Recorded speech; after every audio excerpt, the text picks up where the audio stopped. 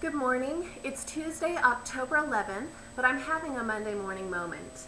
This last week, we lost someone in the tech world who really brought a lot of innovation, a lot of creativity, and huge changes to the technological world and the tools that we use in business, in play, in our day-to-day organization.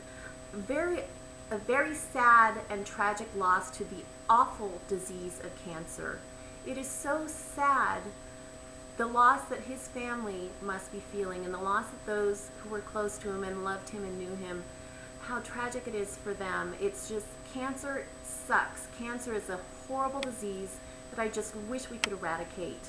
It would be fantastic if anyone who's feeling the angst or any grief over the loss, if you could, in memoriam or in honor, donate to a cancer research fund, donate to a search for a cure fund, donate to a prevention fund. Do something that helps further the eradication and a search for a cure for this awful, awful disease. But what my Monday morning moment is about is what I've heard in the larger conversation that's going on about it, what I've heard in social media, what I've heard in regular media, what I've heard in public comments and conversations of people. I've heard things like, I don't know what I'm going to do. How can I live without this? This is what's going to happen next. And it made me start wondering about where grief is being placed and why it's being placed.